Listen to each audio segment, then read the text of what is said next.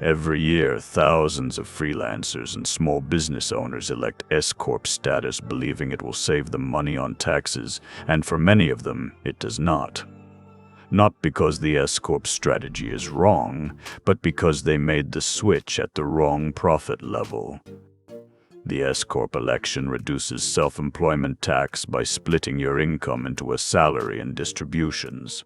The SE tax only applies to the salary. But below roughly $40,000 to $50,000 of annual net profit, the compliance costs of running an S-Corp, payroll processing, additional state filing fees, a separate corporate tax return, consume the savings entirely.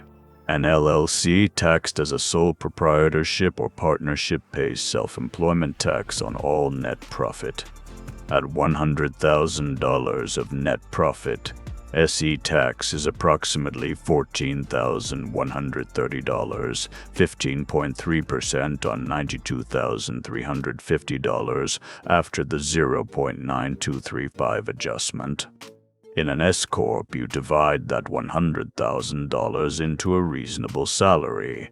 The IRS requires this to be commensurate with what you would pay a third party to perform your services and a distribution above the salary.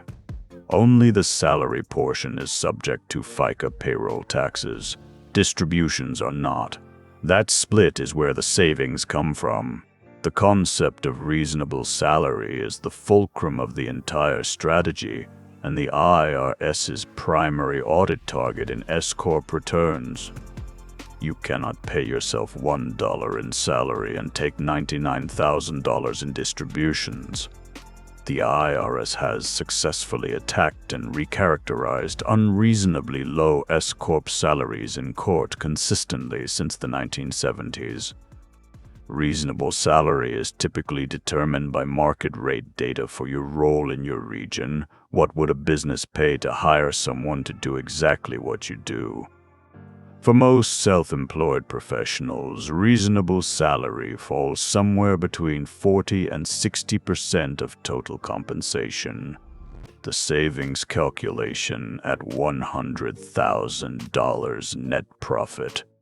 Assume a reasonable salary of $60,000. FICA payroll tax on $60,000. The employer and employee combined share is 15.3%, $9,180. The $40,000 distribution carries no SE or FICA tax. Compared to the LLC, SE tax on the full $100,000 is $14,130. Annual savings, $4,950. From that, subtract S-Corp compliance costs. Payroll service approximately $600 to $1,200 per year. Form 1120S preparation by a CP. Approximately $800 to $1,500, and any additional state fees. Net savings after costs, roughly $2,500 to $3,500 at $100,000 of profit. At $50,000 of net profit, the same calculation produces approximately $1,900 in SE tax savings before costs. After a $600 payroll service fee and an $800 incremental CP, fee for the S-Corp return over a Schedule C, net savings drop to approximately $500. At $40,000, the compliance costs may exceed the savings entirely. The widely cited break-even point where S-Corp savings reliably exceed costs is between $40,000 and $50,000 of net profit, depending on your state, your reasonable salary determination, and your CPI's fee structure. Below that threshold, an LLC taxed as a disregarded entity is almost always more efficient. S-Corp compliance requirements are non-trivial.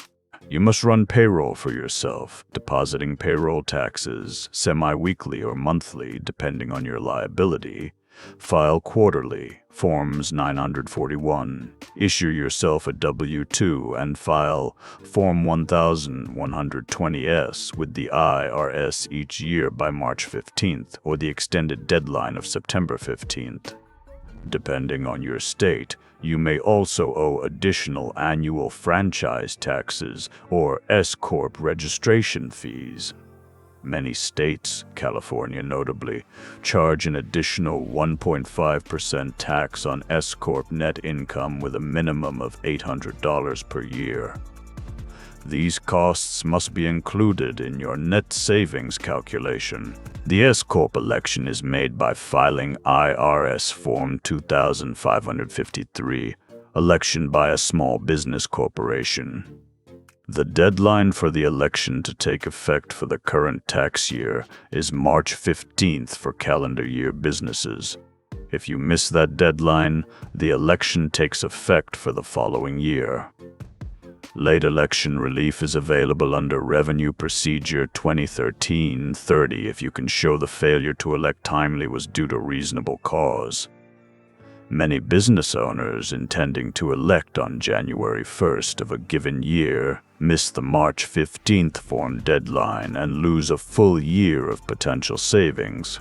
The QBI deduction interacts with the S-Corp structure in a way that is often overlooked.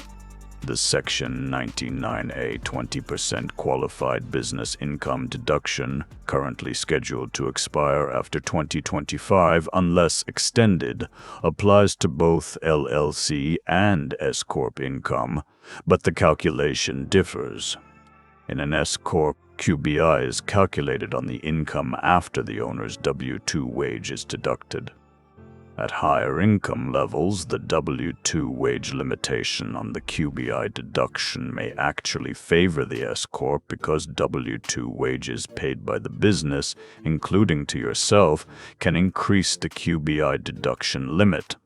This interaction becomes significant above $182,500 of taxable income for single filers. The optimal transition point for most service-based businesses is around $70,000 to $80,000 of net profit, where savings are clearly visible and the compliance burden is manageable. For product-based businesses with higher gross margins and employees, the calculation shifts earlier. Before electing, run a comprehensive model, estimate your reasonable salary, calculate SE tax savings on the distribution portion, subtract all compliance costs including state fees, and project the net benefit over a 3-year horizon. 1-year savings can be marginal. Sustained savings over multiple years are the argument for the election. The S-Corp election is a genuine tax reduction strategy, not a gimmick, but it only produces net savings above a specific profit threshold that varies by state and individual circumstance. Below $40,000 to $50,000, the compliance costs typically consume the savings. Above $80,000, the maths becomes compelling. Run the calculation before you elect, not after. If you are still deciding whether to form an LLC at all before considering the S-Corp election, our video on when to go from sole proprietor to LLC and what actually changes when you do covers the exact rules. The S-Corp election only pays off once your profit clears the threshold. If you are not even an LLC yet, that decision comes first. When to go from sole proprietor to LLC and what actually changes when you do walks through the exact rules. It is on this channel.